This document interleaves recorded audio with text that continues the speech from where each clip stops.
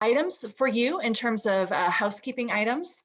For the purposes of noise control, you are all on mute currently, so any questions or comments that you have, please add them to the written chat section. If you're on the go during this session, and you may participate via the Zoom app, and just be sure to use the same name in the app that you did to register for the event so we can make sure to get you your credit. Speaking of credit, this session is worth 1.5 hours of ACHE face-to-face credit, which will be posted to your account within 2 weeks of this evening's event. So this session is being recorded and will be available within 48 hours back in your My ACHE page on the ACHE website under the My Online Learning section. So with that, I'm gonna turn the event over to Sarah Kahn. Sarah. Hello, everyone. Thanks so much, Jennifer. Welcome to the CAHL Virtual Series 2020. We are nearing the end of our series this year, and thank you so much for joining us for tonight's event titled Bending the Execution Curve.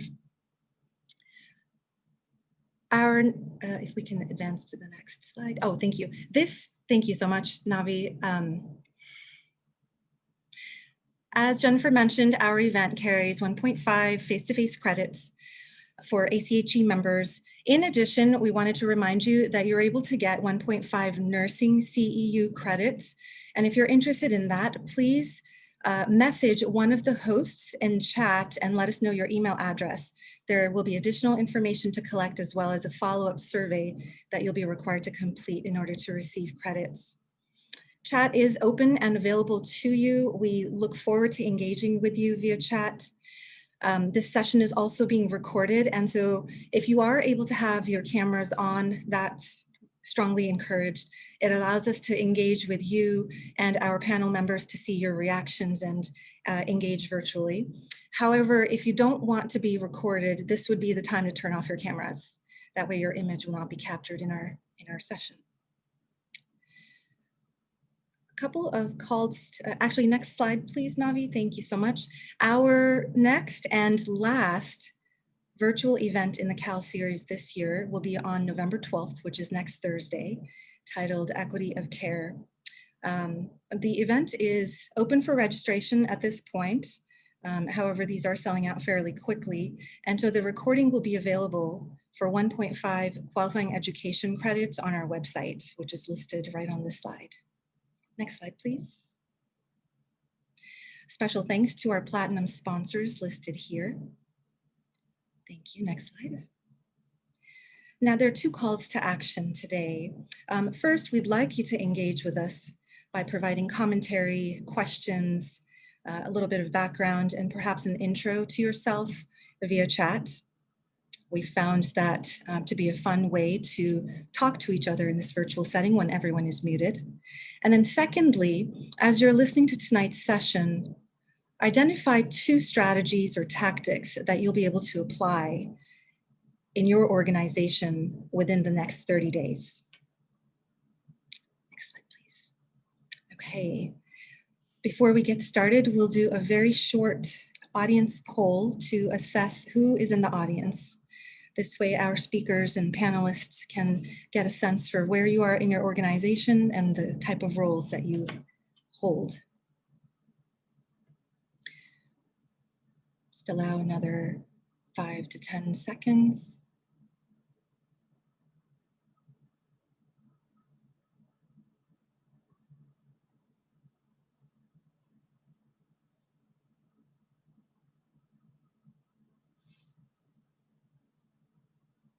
Okay, see the response is slowing here.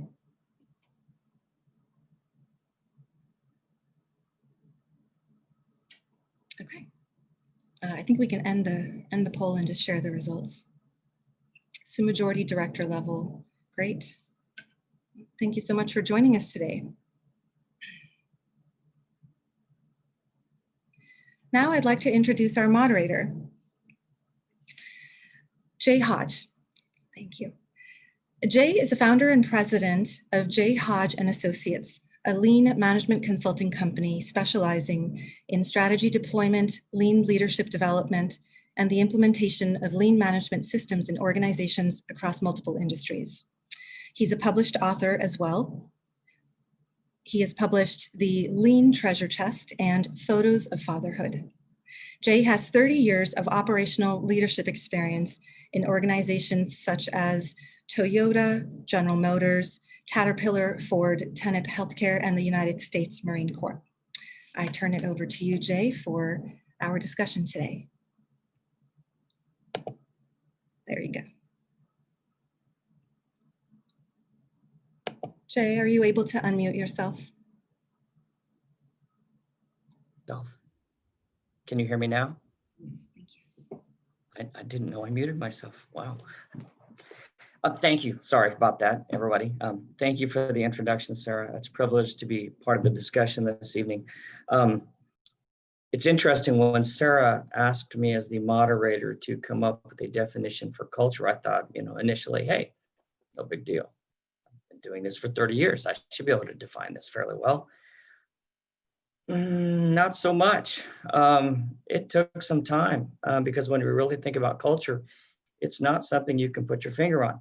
But this is what I came up with, right or wrong, and I'm sure everybody has a different opinion based upon their perspective. But the definition that I came up with is the culture is the manifestation of our collective passions as an organization. Oh, there it is. Expressed through our attitudes, priorities, actions, compassions, integrity, and relentless focus on the patient. It is the invisible fingerprint that we leave on every patient, family member, and associate that we touch as we strive to build a timeless legacy of excellence. It's a fairly broad term, but it lays the foundation for the discussions tonight, because everything that we're going to be talking about tonight really truly goes back to the kind of culture that we're creating. So as we look at this, I want to cover real briefly the different topics that we're going to be talking about. There's 4 different areas that we're going to be discussing. The first area is the impact of the pandemic on industry and organizations' ability to drive and execute change. Second is the critical factors necessary to drive successful change. Third is how to sustain change, the behaviors and infrastructure needed to support the habits and practices of excellence, how to make them part of what we do, or of who we are, not just of what we do. And then the fourth is justice, equity, diversity, and inclusion, or JEDI. If you're a Star Wars fan like me, you like that. The need for JEDI to drive effective change, how organizations identify the need for cultural change, and the most effective execution management practices. But before we get started, let me do this first. Let me go ahead and introduce our 2 panelists. We've got several extremely well-qualified panelists, to say the least. First panelist is Rachel McKinney, and her picture is much better than mine, as a matter of fact. Rachel is currently serving as the CEO for the Sutter Davis Hospital in Davis, California, where she has led the organization since 2017. She began her career in North California in 2004 as an administrative fellow for Sutter Health, and has since distinguished herself as a results-driven leader dedicated to advancing quality service and affordability in the organizations she leads. Rachel is a graduate of the University of Minnesota MHA program, where she currently serves on the Alumni Association Board of Directors. She is also a fellow of the ACHE and serves as a board member for the Child Abuse Prevention Center in Sacramento. She was awarded the Patriotic Employer Award in 2019 by the Office of the Secretary of Defense. Welcome, Rachel. Thanks, Jay. Our next panelist is Jim Eldridge. Jim is the Chief Operating Officer at Kaiser Permanente Sacramento Medical Center. He recently completed a temporary assignment as the Vice President for National Financial Planning and Performance. He is an active CPA with 30 years experience in healthcare, including positions as audit manager with Ernst & Young, controller for the Permanente Medical Group, chief financial officer for Blood Services, and area finance officer for Kaiser Permanente. Jim holds a bachelor's in accounting degree from the College of Idaho and master's in business administration from the California State University, Sacramento. Welcome, Jim. Thanks, Jay. Hi, everybody. Our third panelist, Luis Fonseca, has been very active in this activity up until now, but he is not going to be able to join us this evening due to a family member that has taken him outside the country this week. So, all right, Jim and Rachel, thank you very much for joining us. Want to make a real quick comment for the audience. As we go through this discussion, you may find that I have to interrupt or not necessarily cut the panelists off at some point, just to be respectful of the time frame for this entire discussion. Please do not take that as me being rude or anything. This is something that's already been discussed with Jim and Rachel, okay? All right, and just a reminder to those joining the in the audience, at certain points during the discussion, we will stop and take audience questions. So please forward your questions to Sarah and the group so that we can discuss the items that you think are of relevance. All right, so let's jump right into it.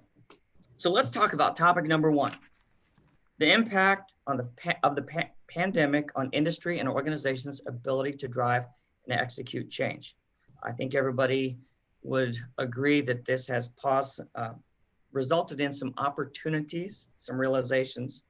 So when we look at this first topic, we have a first question that we'll address. How did the pandemic impact your organization's ability to drive change and execute?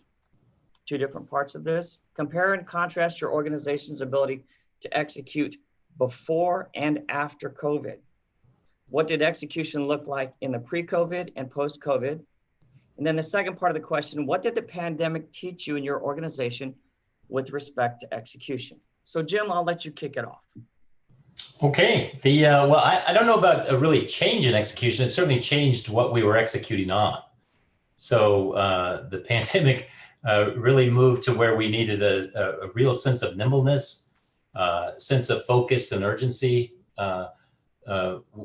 We completely changed our structure and how we did things and how we met together.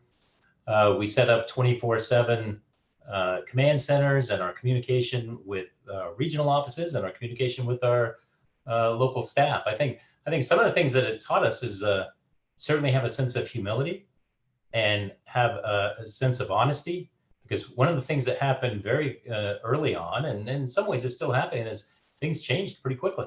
So we were telling people one thing relative to PPE and then changing it literally the week after. So to the extent that we had open forms of communication and certainly tried to build a level of trust that we didn't have all the answers, but we were moving forward in the direction that we wanted to move.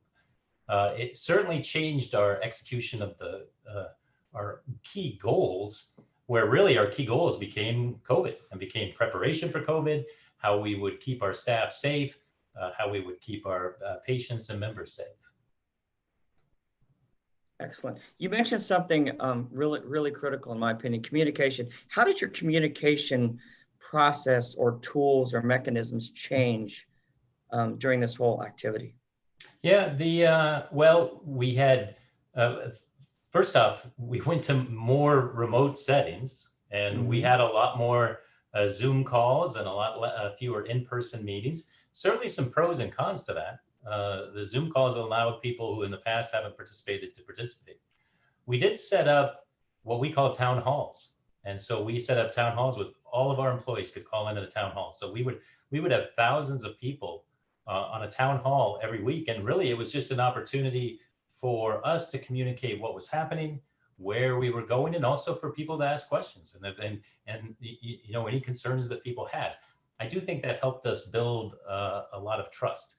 We had daily, actually 3 times a day, check-ins with our regional office where all of the medical centers were on the phone trying to get clear on what the messaging was. And what was incredible to me is even with that much check-in going on, 3 times a day, there were still plenty of times where the messaging was less than clear. Okay, excellent. Thank you, Jim. Rachel, your thoughts? Yeah, Jim really covered, I think, structurally a lot of the same things that we encountered as we started to navigate the pandemic.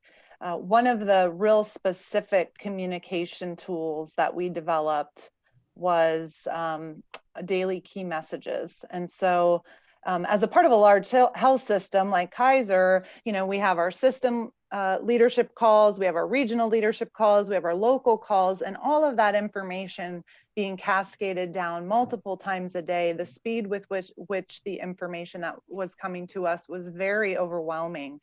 And as leaders, we found it overwhelming. We knew that our managers and frontline teammates would be just as overwhelmed, if not more overwhelmed. And so we really had to be very deliberate about how we took that information that was being sent to us, how we digested it, and then took out the key elements that were applicable to our managers and our frontline team and individualized that for Sutter Davis Hospital. So those key messages initially came out daily. We were meeting in the morning and in the evening as well. As things progressed, we shortened the frequency. We went to 3 times a week, once a day. Now we're meeting once a week and we're sending those messages out once a week. So we've found, to go back to Jay's question about what has changed, how you've executed or communicated pre and post pandemic, that communication methodology has worked really well for us. And while it is a lot of work, communication is so critical to execution. It's such a critical element that investing the time and getting that routine aspect of communication has been really beneficial to our organization. I think the other aspect about execution that I've observed is, for those of you that have been in healthcare a long time, we tend to be a very consensus-driven decision-making industry, right? We have a lot of meetings. We have meetings to talk about meetings. We have policies to talk about it's just, there's a lot. There tends to be this desire and this need to build consensus, which is extremely important.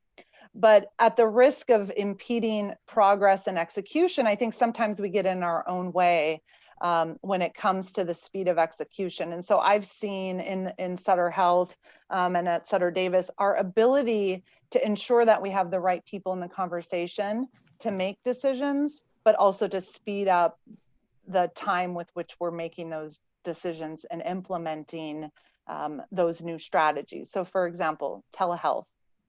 We had a 3-year telehealth strategy that we were going to roll out. We executed that strategy in 6 weeks. So to me, that says that we can be more nimble, we can execute a lot faster, we can still be consensus oriented, but we can do things better and faster to make care better for our patients and our environments better for our employees. That's absolutely correct. One of the things that really came to mind while you both were talking is, and it's something that I noticed when COVID really hit, is there was an enormous amount of fear. And as leaders, you both pointed out specifically how you increased your communication. How do you think that communication allowed you to reduce some of that fear? Because as leaders, that's one thing that we don't want. We don't want our people panicking. So how did the communication and the improvement in your communication eliminate some of that fear?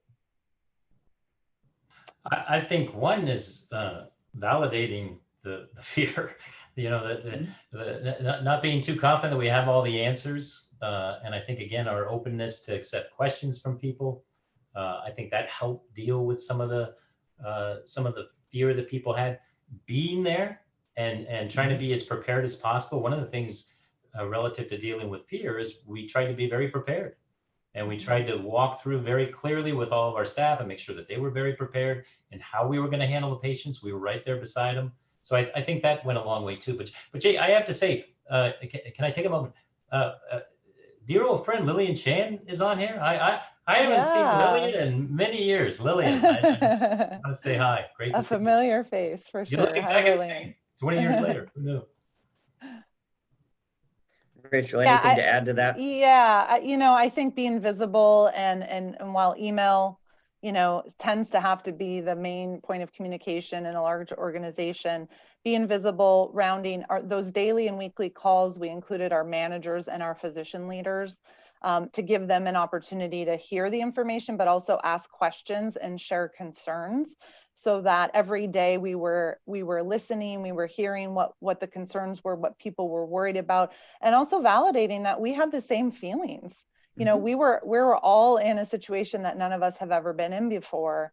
And initially there was a lot, I mean, there was a lot of chaos. I think you can all agree that we really had to come together and figure out how do we work together to manage and validate the uncertainty and the fear that people are experiencing, while ensuring that we can keep them and our patients safe was really critical. I mean, if you think about Maslow's hierarchy of needs, you know, for this situation, the basic need was PPE, and not having transparency into what is our inventory, how much do we have, so we tried to be as transparent as we could with that information.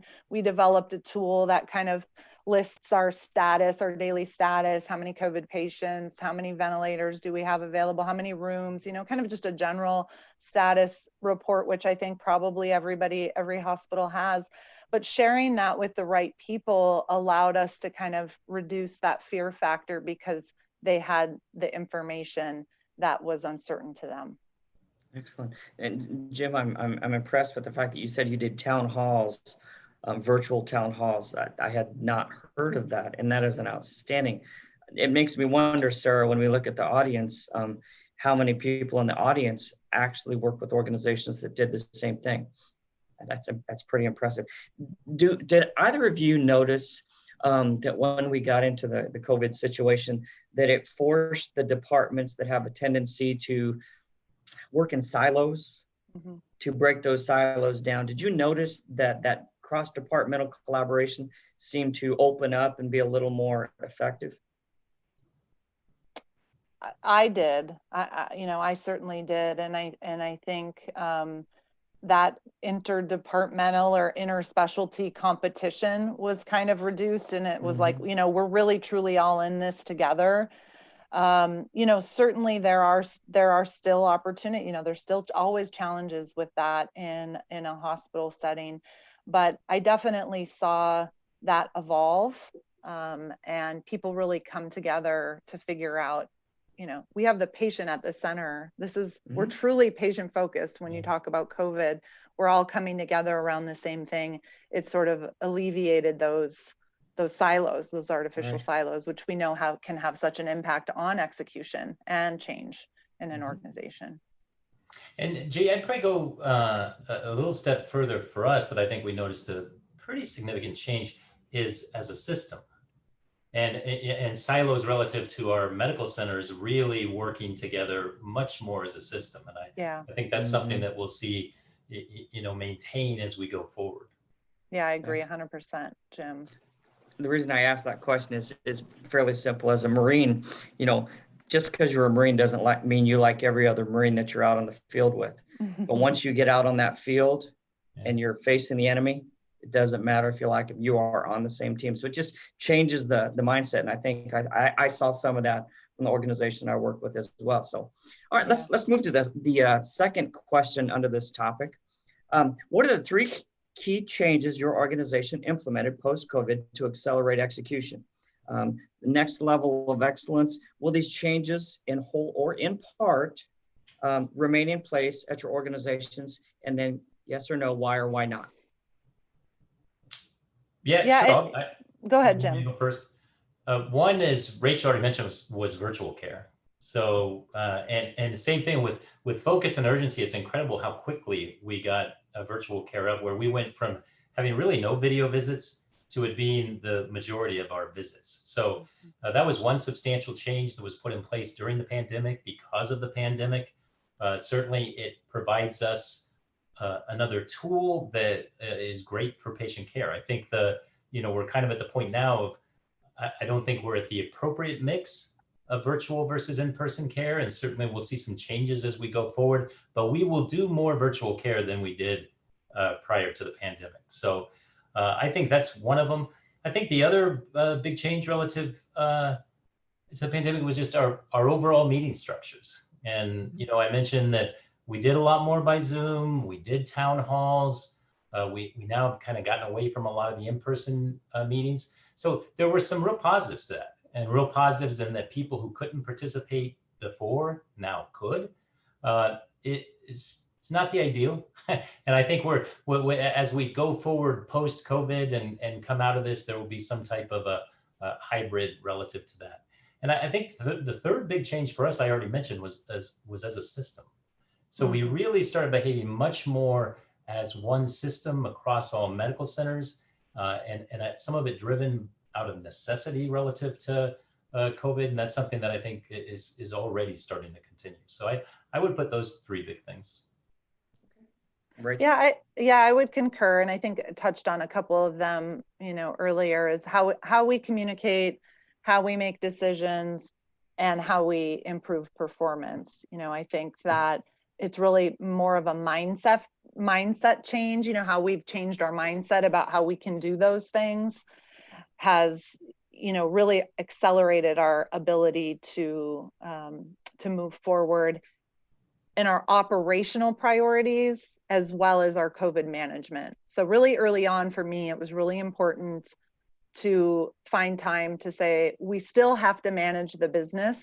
Obviously the pandemic is critical, it's A1 priority, but what are the vital few things that we have to continue to do so that we don't take our eye off the ball, so to speak? Patient safety, quality, quality measures, our financial performance, employee engagement, so what are the things that are important from an organizational performance perspective, but what are the vital few? So we don't have to do it all. And I think to Jim's point, the meeting structure, do we really have to meet every month and have the 3-hour agenda? And, we've seen now that we can do things more agile. We can make decisions outside of meetings. We don't have to have a meeting to talk about the next meeting. So, my goal is to continue to incorporate those changes into how we operate so that we can continue to be more nimble and more agile as we move through the next phases of the pandemic. Both your points are excellent. I've seen the exact same thing in the organizations I'm working with. Do you think, with COVID, we've gone to the virtual. Have you heard much discussion, or have you gotten the feeling that your teams are missing that face-to-face social side? Because we're human beings, we're social creatures. I mean, that's the way we're made. When I go visit my wife, I don't wave from across the room. First thing I do when I get home after traveling is I go and hug her, because we're social creatures. I want to be near. Have you seen that having an impact on your teams at all? Or are you hearing from your teams that they're craving that and looking forward to getting back to that in some ways? Yeah, I think people are missing it a lot. Now, at the hospital, we've been together a lot, so it's probably been less of a big issue, but our regional offices is not. And the one place I've seen it, and that's just my opinion, is I think there have been elements of work that has not been done as well. And, we've gone through the budget process, and there have been misses in the budget process that didn't happen before. And I do think is somewhat of a result and byproduct of doing the best people can relative to remote working, but there are some downsides to it. Yeah, I agree 100%. And I think being in the hospital setting has given us the ability to still have that social interaction and be around other people. That was really evident for us really early on. And we're going to kind of get into the culture conversations, but we have a very strong culture of what we call our culture of caring. And a big part of that is collaboration. And so for this team, that's been very hard. And so we tried to convert, we have a monthly coaching session with all of our managers. And I really tried to modify that to focus on this element of it, to still be able to get together virtually, but talk through, what are you missing? What's been your biggest challenge? What are you most proud of? To try to really get people to interact in that social way, even if it is virtually. And where possible and where safe, being able to allow small huddles. We have our daily safety huddle every day, and we do it in a big room, and we social distance, and we, trying to still have some elements of that. But in healthcare, that's a big part of it, and it has been a challenge for sure. I think offering employees resources like, EAP programs. A lot of systems have expanded their EAP access.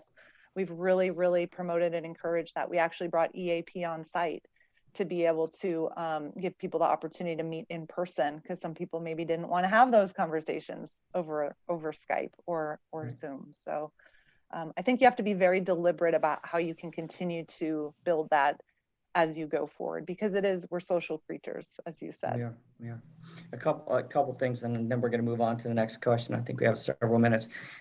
From my perspective, the organizations that I'm working with, one thing that I really noticed pre-COVID, post-COVID, and something that I think will carry on is that excuses and paralysis are no longer acceptable.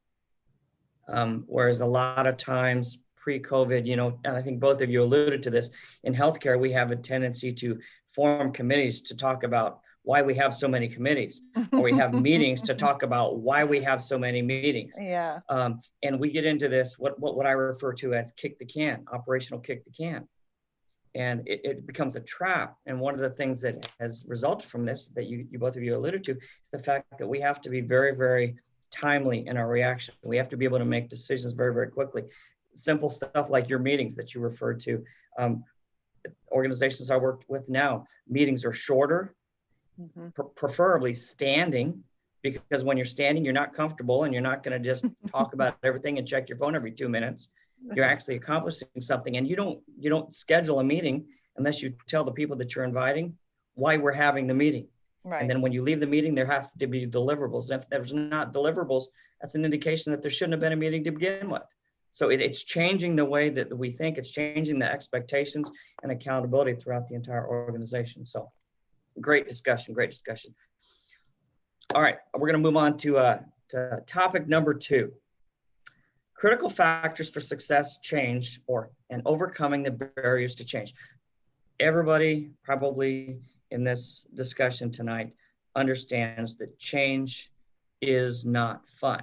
People don't like change. If you've ever like change. Okay, most people I see some do hands not like change. raising. Okay, so let me rephrase it. If my wife and I go to the store and she says, "Hey, I like this shirt," I don't want that shirt because I like this shirt, and I'll just buy 5 colors of this shirt. That's all I want to buy. I like that shirt. That's all I'm going to buy. I don't like change. For an example, actually, I do like change. So I'm with you, Rachel. Well, it's, I like change, but you go first, right? There you go. That old age-old, yeah. All right. So when we look at this, though, first question, why do organizations struggle to change? What are the most common barriers to execution? And then the second part of the question, discuss the role of culture in driving change. What role does it play in execution? And what do you do when organizational culture is the thing that must be changed? Rachel, you take this question if you wouldn't mind.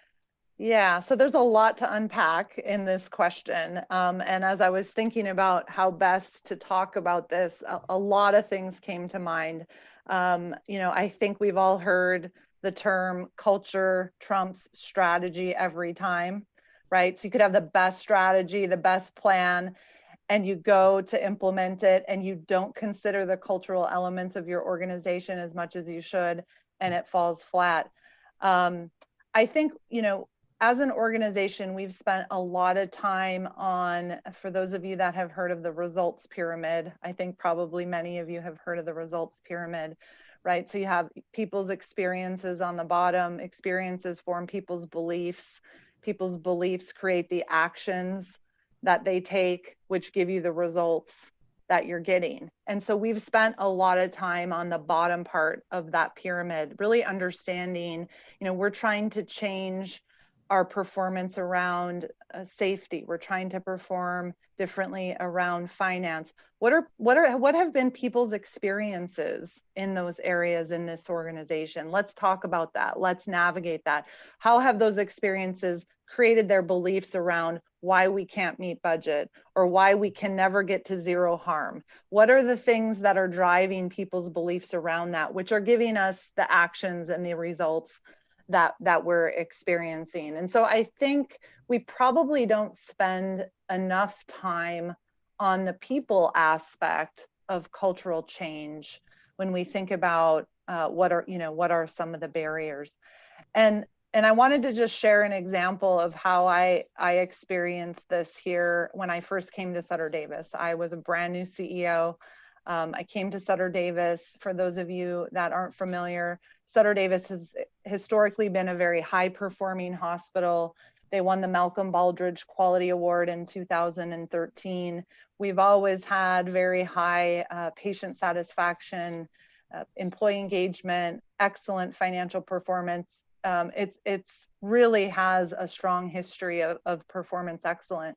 When I came, I was a brand new CEO and I had a brand new CFO, and we inherited a budget that we didn't develop and that was very unrealistic. It was built on assumptions that we were going to make significant labor changes in our productivity management early in the year, even though the training and the rollout of the program for Sutter Davis wasn't scheduled until October. So we had a 10-month period where we had to figure out, how are we going to change and execute on this budget when we haven't yet given our team the skills and tools and resources in order to be able to do that. So when you think about what are some of the conditions that organizations need to meet or people need to incorporate into their behavior in order to change, number one is having a compelling story, right? The why. Why are we making the change? What is the importance behind it? And what motivates me to change is not the same as what might motivate you. What motivates us as a leadership team is not what is going to motivate a nurse working in the ICU. So for me, my motivation is I need to meet my budget or I might not have a job after the end of next year, right? Just, potentially that's what I'm thinking. But that has that doesn't mean anything to a frontline employee. It doesn't mean anything to a manager. They see things as takeaways. They see things as less resources when you're having to make difficult budget decisions. So that's number one. We didn't really tell the compelling story. Once we realized we weren't telling the story in a way that resonated with people, meaning we need to be good financial stewards of our patients' money. And we hear stories every single day of patients that cannot afford their healthcare. We need to be as affordable as possible so patients can come and get the care that they need. So telling stories, making it real as a part of that compelling story, I think is one way to really get over, the barriers to executing change. You mentioned one thing earlier about it's difficult to define culture. You can't really put your finger on it, but I would encourage everybody on the call, when you think about your organization, if you had to think of one thing, one physical or tangible thing that represents the culture of your organization, what would that be? And if you have something come to mind, I'd love to see it in the chat. But for me, this is the representation of the Sutter Davis Hospital culture. This is Scuttles. And Scuttles represents our culture of caring. He is our mascot. I don't know many hospitals that have a mascot. And again, this goes way back before me, but this has been ingrained in this culture here, is that the story of the turtle, I won't go into all the details, but if you ever want to talk about it, you can call me. But what turtles do, how they are slow and steady, right? And so while slow and steady works in some situations, we've learned that with a pandemic, you can't always be slow and steady. So how do you modify your culture to achieve the things that you need to achieve in an ever-changing? So I think of the turtle when I think of culture, our culture of caring. I'm sure there's other things that people think about. If you think about the big brands and what you think about their culture, while it isn't tangible, I think we all might have something that we think represents the culture of the organization that we're in.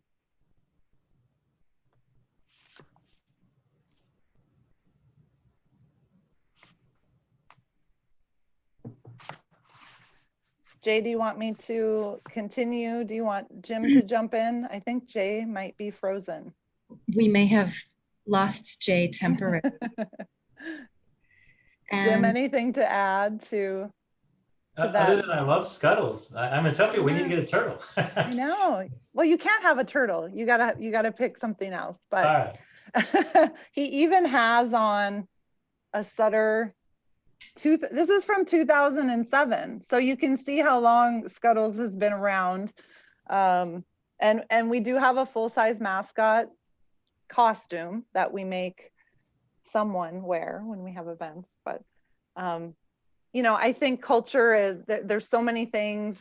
I think oftentimes culture, we think we have to change the culture. We have to change the culture, but we don't really know how because we can't really touch it, as Jay said. But oftentimes, if you start tackling the business issues in your organization, whether that be low patient satisfaction, low employee engagement, you know, low physician engagement, if you start tackling those business aspects that you're struggling with, you can start to change the culture to what you want it to be. that's great. Thank you for that. I happen to have the questions that Jay and you all were discussing. And so I'm posing the next Looks like one. Jay's back. Is Jay back? Jay's back, but I think he's on mute. Oh, there he is. Hotels, I apologize. Oh, Hotels. there he is. Can you hear me now? Yeah. Sorry about that. Rachel, quick question.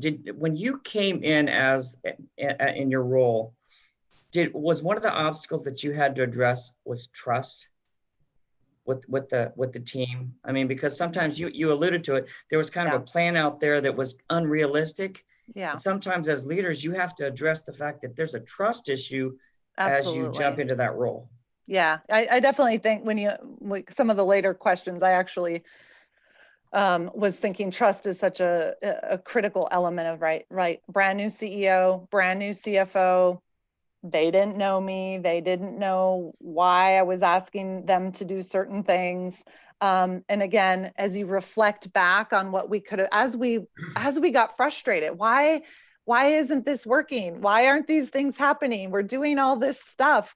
And we started to realize that we weren't painting a compelling why for the leaders and the frontline team. We're embarking on an expansion of our hospital. We have to be able to be able to show that we can pay for that expansion. You know, we're out of space. That's the one thing people ask, oh, can we get more space? There's not enough space. Great, we're going to get more space, but we also have to pay for it. We want to continue to pay competitive wages and benefits.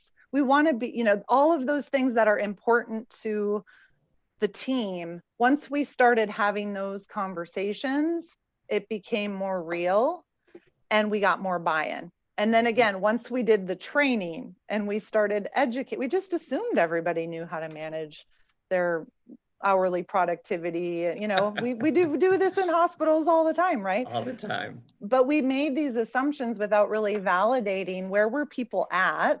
Did they have the skills and tools and resources? Some did, some didn't. And the ones that did, and the ones that bought in early, they started role modeling that behavior. They started showing that it can be done. There was, again, going back to the cultural beliefs, we can't manage productivity and be safe. That was a belief that we heard, that in the organization, our experience has been, if we do this, we can't be safe and manage labor. We saw managers doing that. And once we started sharing that and sharing serious safety events go down, or, you know, other falls go down in that department, or employee engagement go up, it's very difficult to say you can't do that when you see others doing that. And so identifying those role models who are really walking the talk. Thank you, Rich. That was outstanding. Jim, a couple questions for you. The second part of this topic was analysis paralysis. And we've kind of alluded to this already briefly. Analysis paralysis and execution are opposites, obviously. How do you help your teams avoid getting bogged down in analysis paralysis? And then kind of tagging onto that, setting goals and objectives is easy. How do you effectively communicate expectations and drive accountability? They're kind of tied together. Sure. Well, I'll start with the analysis paralysis. And, loved Rachel's comments on culture. A lot of it's driven by that. And so one is you definitely need psychological safety, and you need to make sure that you don't have a lot of fear. if people are fearful of making wrong decisions, or they're fearful of being wrong or speaking up, that's where you get a lot of analysis paralysis, because they're looking for a perfect answer that is never there. So one piece is really focusing on that. The other thing I think we do a lot of is relative to our data. That we put in the format that is easy to understand. We have a lot of standard work around how we review our data. And then one of the things that we always try to do is draw conclusions. It's probably drawing hypotheses, but that we collectively as a group are agreeing this is what the data is telling us. So I think that's another big element is really to draw some conclusions of the data and then what you can do about it, and then start trying things. And certainly encouraging trying things and no regrets moves. This is something, it's a good thing to do anyway. We have an issue here. We think that this is what the data is telling us. Let's put that in place. And I would say another thing relative to that is making sure you're getting the right people there. I mean, if there is more confidence that you are hearing the voices from a cross set of people, you have more confidence in the decisions that you're making going forward. I'll tell you one thing though, an area, and that's on a lot of the stuff that we're doing day to day. One area where I think we're struggling as an organization, I would guess a lot of organizations are struggling with, because the decisions are so permanent, is in our capital planning. And there's so much relative to what does the hospital of the future look like. Care already has changed in the last year relative to the pandemic, and how virtual care has really become a bigger part of what we do. And people are a little afraid of making, and they're answering the people who are expecting answers relative to very large investments relative to capital. So I think that's an area relative to analysis paralysis that we're a little bit struggling with right now, is what is the right answer relative to capital plan. Okay. All right. And then as far as setting goals and objectives, how do you do that in an effective format? So when you set goals and objectives, it's kind of like strategy deployment. We create strategies at a high level part of the organization, but we never waterfall that strategy down to the VP, director, manager, supervisor level, because in all honesty, the achievement of our goals and objectives isn't a result of the CEO or the COO. I don't remember the last time I met a CEO who actually drew blood in the last year. It's the people that are actually touching and impacting the patients that are actually making the changes or improving our performance to get us to the metric level. How do you set those objectives, and how do you constantly watch them and then communicate back to your teams how they're doing? What mechanisms do you use? Well, great question. Certainly we have a daily management system in place, and a lot of it comes out of our daily management system and our tiered huddles, our visual boards, and trying to make things as clear as possible. Rachel hit on a lot of things that I think are critically important relative to the communication of the goals and objectives and how we're doing it. That's in storytelling. That's in really getting to the why. Because a lot of times you put up raw numbers to people, it just kind of rolls off their back. But if you can engage them in a manner of this is what it means to people, and this is why it's important to you, you certainly can get, I think, a lot better performance and results, and certainly engaging them in the outcomes. And so having conversations around this is what we're trying to accomplish. What are your suggestions and ideas? So we use our Kaizen board a lot. We use our Kamishibai board a lot, trying to get buy-in from our group. We do huddle headlines every week, where we have communication out to the entire hospital and goes out to each huddle, and intended to be two-way dialogue. It's really, for the most part, probably been one-way dialogue. And then really just a lot of the old management by walking around and just walking around and talking to staff and kind of getting their thoughts on how they're doing. So I would say that's kind of how we do it. Great. You're using Japanese terms, and being a Toyota guy, you just get me all excited when you start talking about stuff like that. Can't help myself. Last question in this section, just real quick from both of you. If you were entering a new organization, what are the 3 things you would do to lay the foundation for performance excellence? So you may be walking into an organization that's average. You may be walking into an organization that's subpar. maybe walking into an organization that's actually fairly good at what they do. But what are the 3 things you would look for or look to implement to drive that company from here to here? Sure. Either one. I guess I can jump in. The first thing I would do is assess the team. I would really go and through, do we have the right players? Do we have the right team? Certainly in key positions. So, and I would generally do that just by talking to people. So I would sit down and talk to people and get a sense of their thoughts and understandings and all that. I would certainly assess the culture. And big believer, I thought Rachel did a great job describing culture, and I'm just a huge believer in you can say whatever you want, but it's your actions and your deeds. That's what really drives the organization. So I would assess where the culture was at, and also have dialogue with staff about where do we want the culture to be? What is it? What culture do we desire? And then really just starting to set the vision for the team and the direction of this is where we're going and all that. So I think those would be the first 3 things I would do. Okay. Rachel? Yeah, I agree. I think one of the things that I would add or kind of expound on is, again, coming into the role here at Sutter Davis, the best advice I got, actually not even advice, but permission that I got from my boss was to spend the first couple months just listening. Just listening to the people, talking with the physicians, talking with the frontline team, talking to the managers, understanding, learning what is the culture of caring, what makes Davis special, what are the challenges, listening.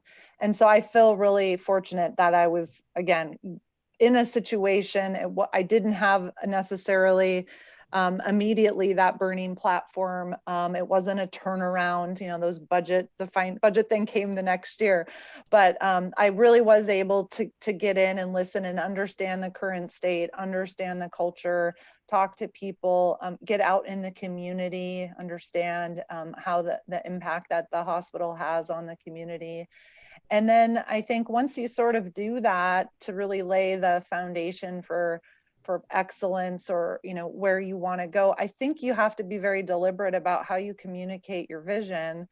And again, how does that tie down to the managers and the frontline team and the physicians and everybody on board? And we also use lean strategy deployment and daily engagement. And so we have the same operating system, but communicating it and being really clear about what your expectations are for the organization or the department or the team that you're leading, being really crystal clear about what that is, so that everybody's on the same page. Perfect. Yeah, people are always honest with you. When I went on my temporary assignment at National Financial Planning and Performance, I just sat down 15 minutes with every staff member, and I had a pretty good sense of what was going on in just a few days. They'll tell you all that's happening. Do it right away, because if you wait, then people get less inclined, initially. So to your point, Jim, it actually leads into, it's time for an audience question. It actually kind of goes into what you're talking about. So you can just kind of summarize again real quickly. The question from the audience: how do you identify fear in your organization?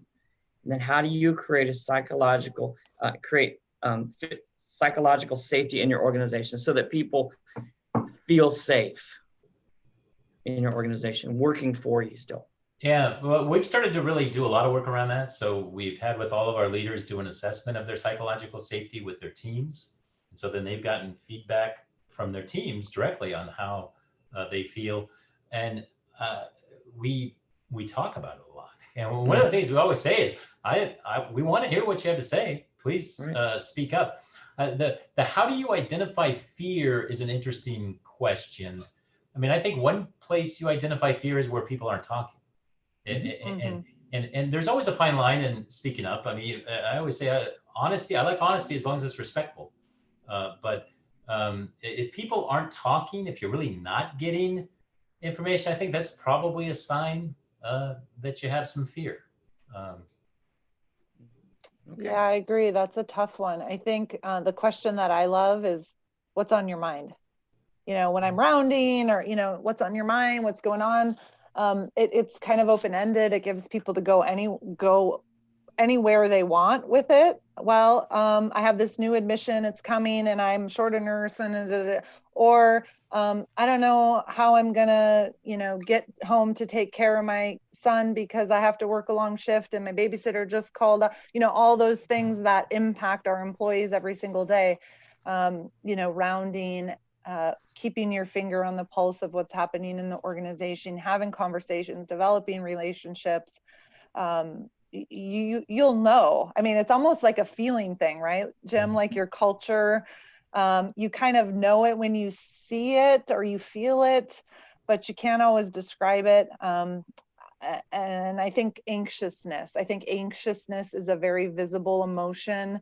And so I think sometimes anxiousness and fear go together, especially in terms of the pandemic and what we experienced.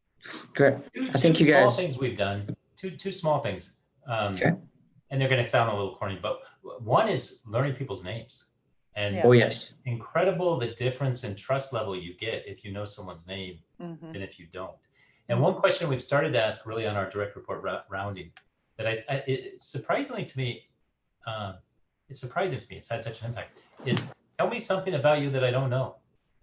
And so we started asking the people I know pretty well. And it's amazing how people then start opening up. And I think you build a little bit more trust. And one of the things, and we'll move on to the next section, one of the things from my experience as a leader is that as leaders, our teams watch our attitude and our how we walk around. Do we walk around with our heads down? Do we have this nervous look on our face? Are we panicking? Are we running from here or there in some kind of chaos? Well, guess what? We're sending them a signal that it's time to panic when we panic. So, as leaders, even in the worst situations, once again, back to the Marines, even in the worst situations, it's the way that you handle yourself. You can, as leaders, give them confidence by the way you act, by the way you talk, by the way you respond, or you can just scare the living tar out of them because you're not in control. So great discussion. Jay, can I just share a quick story? Sure. Because we were talking about telling jokes earlier, but this isn't really a joke, but it's a funny story.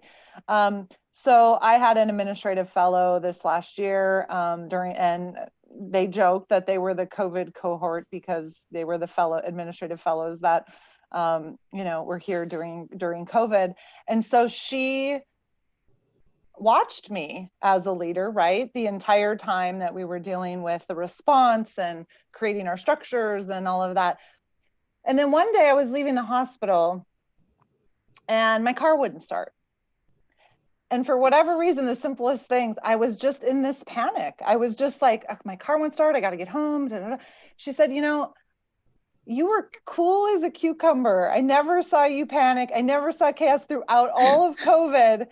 And your car won't start and you're having a meltdown. And so I think it's a great example of how we're always being watched and how our actions and how we react and how if we're frantic, people will be frantic. As leaders, just be so mindful of how you're being perceived.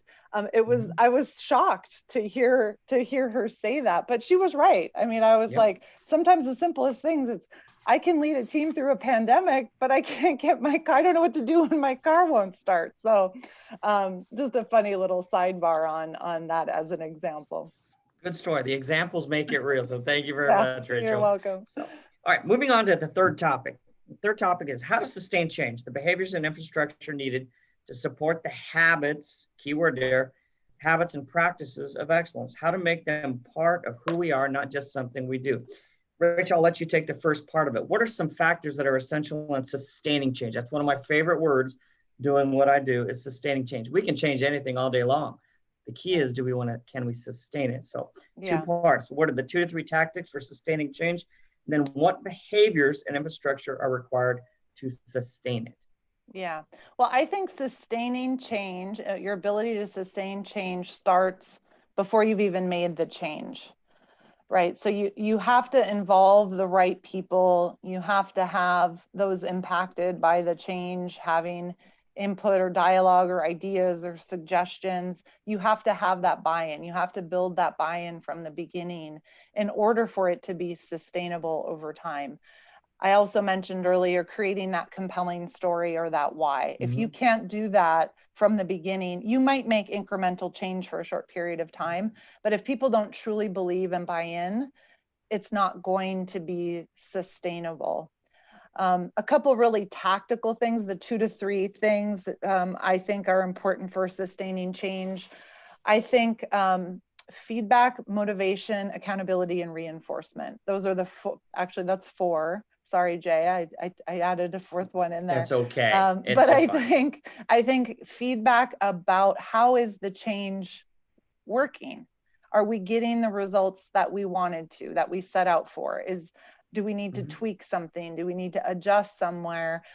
Sharing that feedback with the team and those involved, keeping them motivated and inspired. We're continuing to make progress. Here's what we're doing. Here's your role. Here's the impact that your team has had. Accountability is so critical with expectations around making changes. Going back to my finance example, once we finally got everything on track, it really became about how do we monitor it and how do we hold people accountable for the change. And we did that by implementing structural things into our operations, such as variance review and productivity management meetings. So I think accountability has to be a part of it. And then I think reinforcement, going back to the feedback part, reinforcing that what that compelling story is it working? Are we making change? Is this still the right direction? But you won't be able to sustain something if you don't really know what you want at the end, right? So spending time up front, how will we know when we get to that future state? How will we know when we've made that change? I think it's important to spend some time thinking about that, because otherwise you feel like you're just in this constant progression of doing things, and you're not really measuring what the change is. A really cool thing that we're just going to be, it's very new, is the Cultural Maturity Index.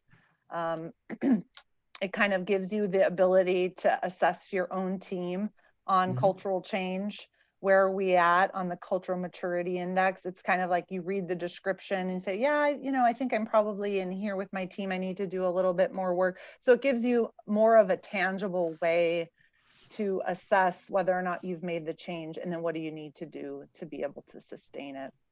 That's good.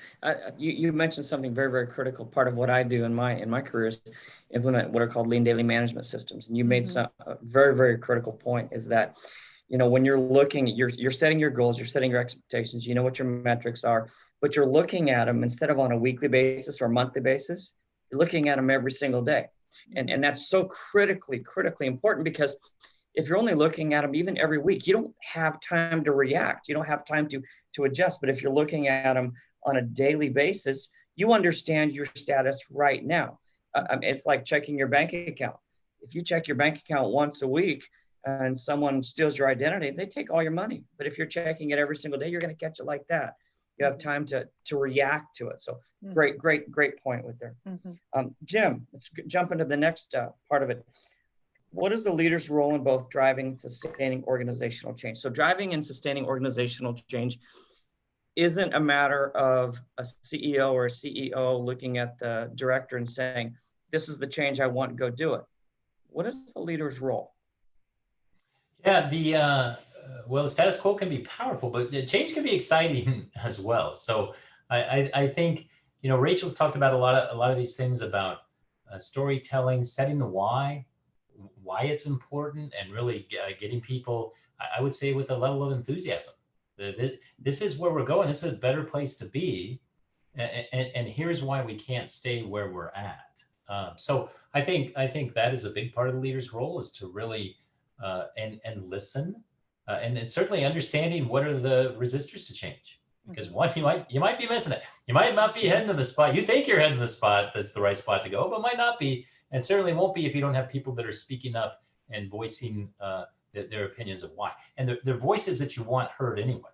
Even if you still need to change, some of those voices are ones that everybody else has. And so really making sure you're fostering an environment where people are understanding and celebrating the past of why we're where we're at, but certainly the need to go somewhere else. Okay. The second part of this question, and Jim and Rachel, I want you both to chime in on this. It's what is the single most important leadership behavior in creating the passion, burning a platform for change? You know, from your perspective, people are watching you. You both alluded to this. People are watching you everywhere you go. In the grocery store, they're watching you at the line at the bank. They're watching you as you walk in the parking lot in the morning from the third floor as you walk in from your parking lot into the front door. They're watching every single thing you do. From a leader's perspective, what's the single most important leadership behavior in creating that passion? I would say trust and integrity. I would say if you've built trust and integrity and teamwork, people will rally around that and they will work to change. So I think those are just so foundational that for me, those are really important ones. Okay. Rachel? I agree. I think I would add, the leader's job is to understand the human impact of the change and find ways to create positive influence for those employees or managers or leaders. We can create the compelling story, we can set the vision, we can do all of that. But I think if we forget the human aspect of the change, whether it's positive or negative, I think it's more difficult to create that passion or burning platform for it if we don't go back to that experiences and beliefs, results, pyramid kind of model. All right, excellent. One of the things, just to add to that, from my perspective, and a lot of this comes from the Toyota side, is I think humility. As leaders, a lot of times, you know, we make decisions, and just because we're a CEO or a vice president doesn't mean every decision we make was the correct decision. Right. So sometimes just that humility of a leader coming back to the organization saying, listen, I decided this is the direction we were going, and it wasn't the right decision. And I made the wrong decision. And I know it impacted some people, but this is what we're going to do about it. What that does is, from my perspective, is it makes you human, because so many times you see leaders as living in this ivory tower, and it makes you real. And to both your point, it allows them to trust you. Which is really what we want for every single person in that organization, is to trust us, because when they trust us, they'll do things, they'll go above and beyond the normal. They will do more than just the paycheck. They'll go above and beyond because they trust why we're making the decision. So it's a great discussion. Our next question from the audience is, and I'll let both of you jump in on this if you wouldn't mind. How can you get your leaders to support a necessary change that will not yield immediate results, but is critical to the organization's evolution? So it's not something that it's like a microwave bag of popcorn. Not the immediate results, yay team, it's that slow cook on the stove. How do you get them to buy into that? Well, the example that comes to mind for me is our journey to high reliability, you know, to becoming a highly reliable organization and creating an environment of cultural, psychological safety. And as a result of that, the ultimate goal is zero harm to our patients, zero harm to our employees, and you know, maybe not board or boss, but so much the buy-in from the team that we'll never get there. We'll never get to zero. We work in healthcare. We're in a hospital. We'll never get to zero. It's impossible. But it's a journey. And the most important thing, which I had to learn and I had to be able to articulate, was it's not necessarily about the number. It's not necessarily about the zero. It's about the steps and the focus and the process that you're taking to get there, the improvements that you're trying to make to get there. So if you can paint that picture, you know, what is the change that we're trying to make? We're trying to make the organization safer. We're trying to make us more affordable, whatever that is, but it's going to take time. But in the end, these are the results that we expect. So it might not happen tomorrow, but 3 years from now, we expect that we're going to have reduced falls by 50%. It is hard, especially when you're in a fast-moving environment, 24/7 operation or a fast-moving environment. I think the other aspect is that we have a lot of priorities. You know, we have a lot of priorities, things to measure. And so how can you work with your board or your boss to really hone down that, to make sure that you're all focused on the right things? So maybe then you can get those results faster than if you had 55. I think I saw at some point initiative-itis or something someone commented on.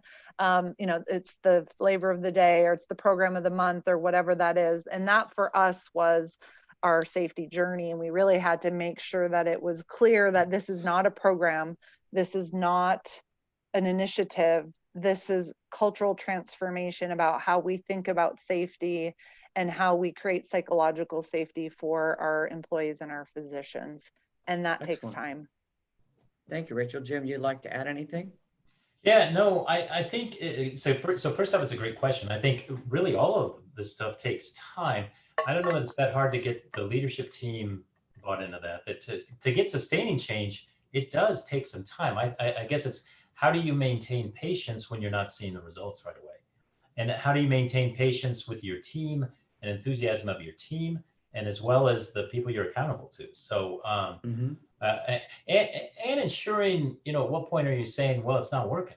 You know, I need to go down a different plan. So I think it's really staying focused on some of the things Rachel said, that you're here providing the best patient care you can and keeping people safe. And are we doing things that are getting there to do that? And are we watching the things and making sure that we are doing them? So I think that's some of those things, but it's an ongoing battle. A great question, an ongoing battle of how do you stay patient to get long-lasting results, but at the same time have an urgency that's, you know, moving forward. And Jay, if I could add one more thought to that, I think if you can also find a way to outline those key milestones in your long-term change. So, you know, by the end of year one, we're going to achieve 85% experience of work, and here's how we're going to do it. And then by year three, we're going to be at 95, and here's how we're going to do it, so that you can show you have a plan and you can show what your targets are to get to that result that your organization is looking for. And celebrating the success along the way. Absolutely. Absolutely. Jay, it's like Hollywood Squares. You're bouncing around every corner. I'm watching you all move. I thought it was just me. I'm thinking, what am I pressing? I'm not touching anything. So just something real quick to add to that. And I had an employee tell me this once, and I was guilty of it. It's, you know, if we want our employers, our leaders to trust that something that we're doing is going to yield results, and it may not be quick, sometimes we have to turn around and look at our history. Because if we're one of those leaders that changes direction every 3 months, they're not going to buy in, because we've set the precedence to say, I'll follow you for 3 months, but I know in 3 months you're going to change direction. It's kind of like blindfolding your team and saying, we're all going to walk in that direction. Well, you change direction in 5 steps, they're still blindfolded walking that way. After a while, it goes back to what we talked about, trust again. So it's setting that behavior and giving them a reason to trust you again. So great discussion. All right, moving on to the fourth topic, JEDI. May the force be with you. Justice, equity, diversity, and inclusion. The need for JEDI to drive effective changes, how organizations identify the need for cultural change and the most effective execution management practices. So this is open to both of you, to all of us. How do justice, equity, diversity, and inclusion fit into your organization's change and execution management efforts? 2 parts. What actions are you taking to improve JEDI in your organizations? And what effective approaches have you seen at other organizations? Rachel? Sure, I'll jump in. So one of the things that we've had here at Sutter Davis Hospital is our Diversity and Inclusion Council.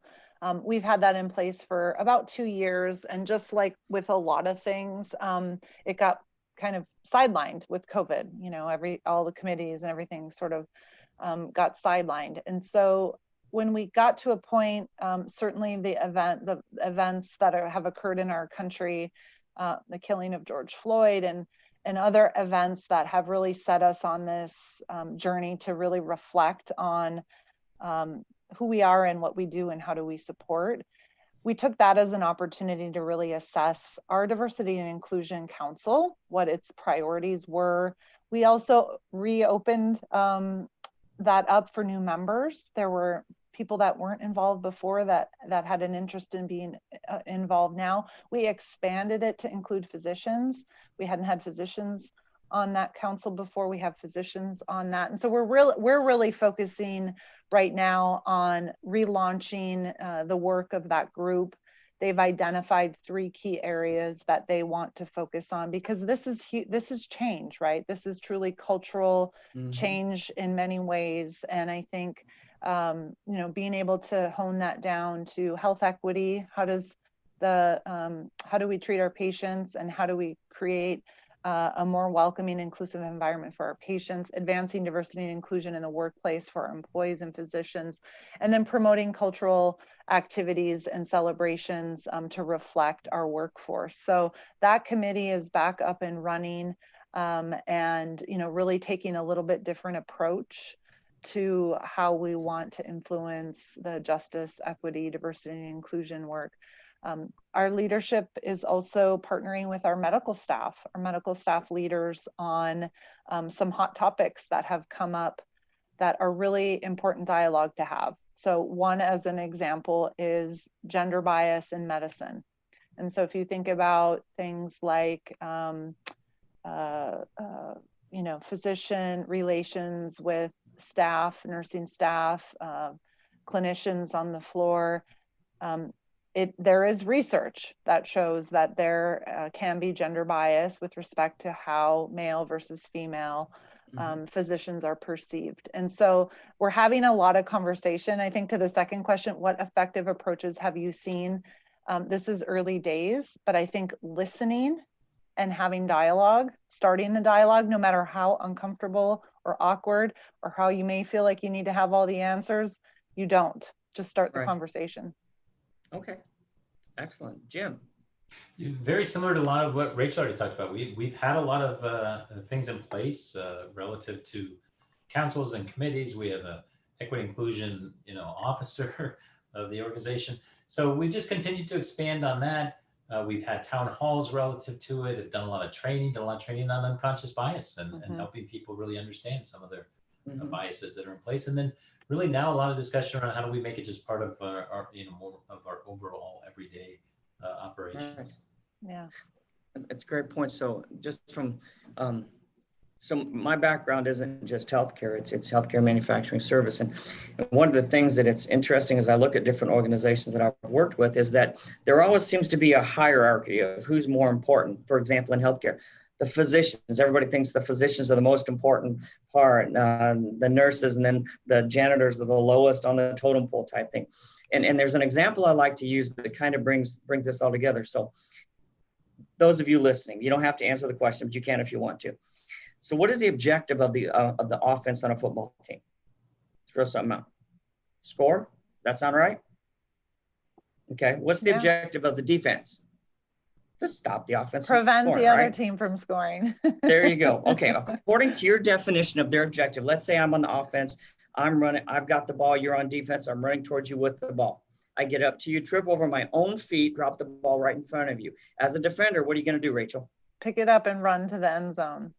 No, you're not, because you said your objective was to stop me from scoring. So what you're going to do is you're going to pick up the ball, help me up, because that's the kind of person you are. And then you're going to cross arm me. You're going to viciously tackle me. Now, the reason that it makes no sense. It makes no sense whatsoever. And the reason it doesn't make sense is because we confuse purpose and objective. In reality, the objective of the offense, defense, special teams, coaching staff, line crew, water boy, and fans is to win the game. Yeah. Their purposes are different. And it goes back to when we start talking about inclusion. I have if a surgeon walks into an OR and the patient's laying there, but there's no nurse, there's no tech, there's no anesthesiologist, that surgeon is not performing surgery. If a nurse can stand there all day long over a patient, but without a surgeon and anesthesiologist, they're not doing anything. And it goes back to the fact that every single person on that team has a different purpose, but their objective is to win. But every other person on that team's success is based upon that other person's ability to fulfill their job. Like the center on a football team. I don't care who's listening to this. You probably couldn't name the center on the football team for your city, right? But you can name the quarterback. But without that center, the one who's paid a tenth of your quarterback, the quarterback's going to get sacked every single time. That for me, that really defines how important every single person in the organization is. So thank you for letting me throw that in there. All right, we have another question here from the audience. All right, and this is open for either of you, Jim and Rachel. How do you engage the union and ununionized or non-union employees most effectively? Both, I mean, throughout different organizations. I'm sorry, could you repeat the question? You Sure. cut out just a little bit. How do you engage both the union and non-union employees most effectively? Well, Jim, I'm going to let you start because I have perspective, but I don't have a union here at Sutter Davis. Well, for union, there's the union leadership, and that has a different path. But really, the way you engage the union membership is by engaging their hearts, meeting with them, discussing with them, making them part of the team, and they are a critical part of our team. So it's really along those lines. It's having conversations, learning their names, talking with them, and that way you're having the message relative to the organizational goals and where they're going directly with the staff. So I think it's really relative to that. It's having open conversations and dialogue with the union membership. The management of the union leadership, it's a little bit of a, it's got a little bit more nuanced out of that. Mm-hmm. Agreed. Yeah, it's about relationship. Well, I mean, it's about relationship development, right? I mean, whether you have a union employee or not, again, to your analogy, we're all here for the patient. And so, we come to work every day to provide the best care possible for our patients. And so we really all have the same purpose, right?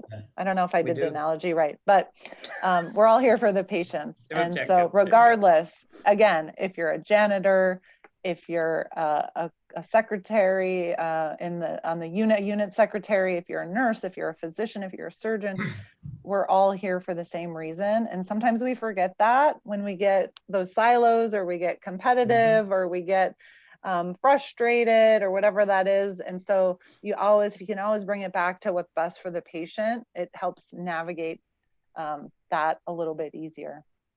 It does. And just from my perspective, working with union in both the healthcare and manufacturing, General Motors, Caterpillar, both union environments, it goes back to what both of you said is creating that passion. They're individuals. They're people that they pay their union dues, but they're still people performing the same exact function. And when you ignite the fire of their passion, it doesn't really matter.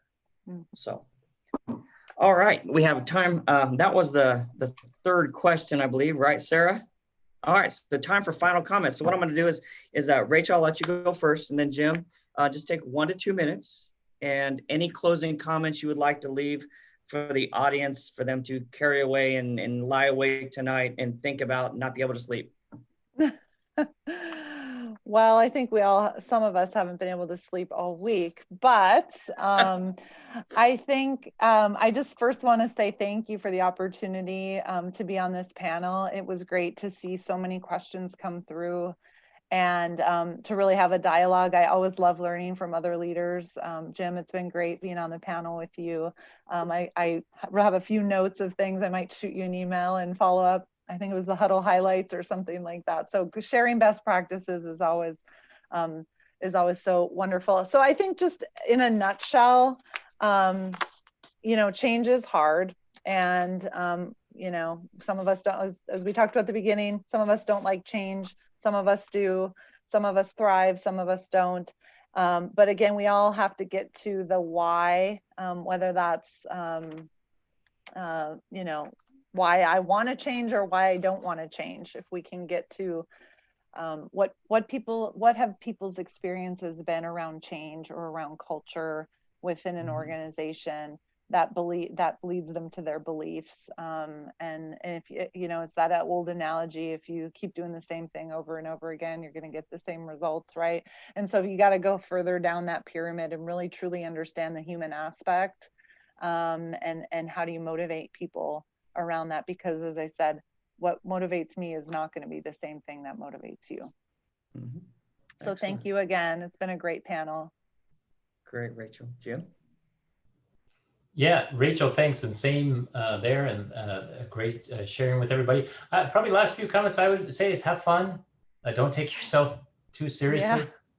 We work in a very serious business, but that doesn't mean we can't have enjoy ourselves and have a good time. And I would encourage people to really get to know yourself. I think know yourself. You got flaws, you got things you like, things you don't like, but get to know yourself, get to love yourself, and have a good time. Excellent. Agree, 100%. So from Get my yourself a perspective, thank you. scuttle. Get yourself a scuttle. Oh, I'm going back with that. We need a turtle. I'm taking that away. Scuttles. I expect you to send me one of those, okay? So from my perspective, last closing comments is that if you're a leader listening to this, someone told me years ago, if no one's following you, you're not a leader. Doesn't matter what your position is. So as leaders, one of the first things that I was taught, in the Marines and in other industries, is leadership is not about you.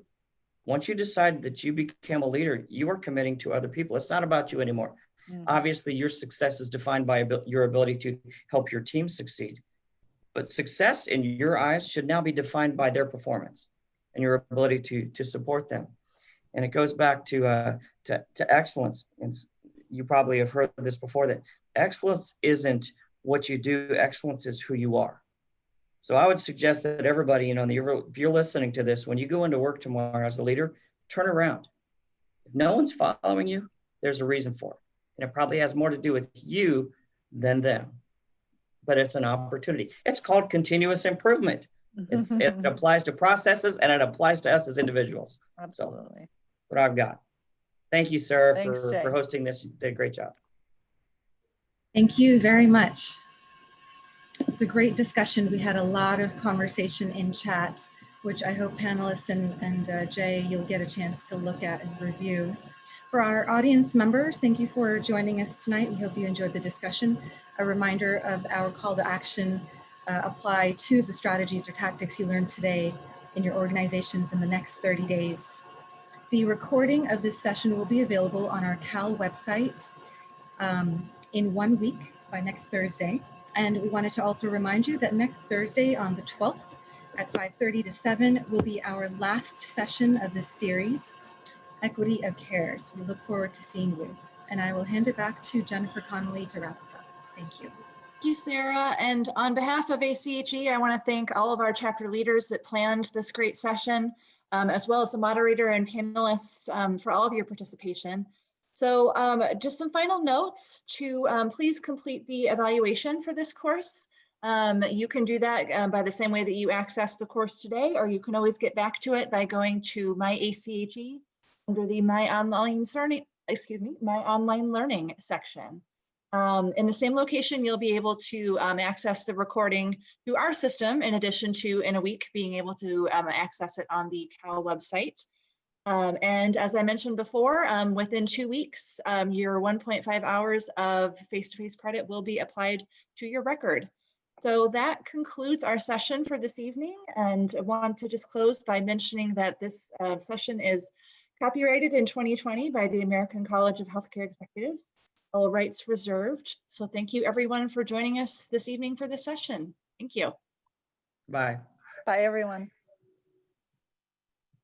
Panelists and speakers, if you could remain on the line, we'll do a debrief. Hosts, could you help me place our audience members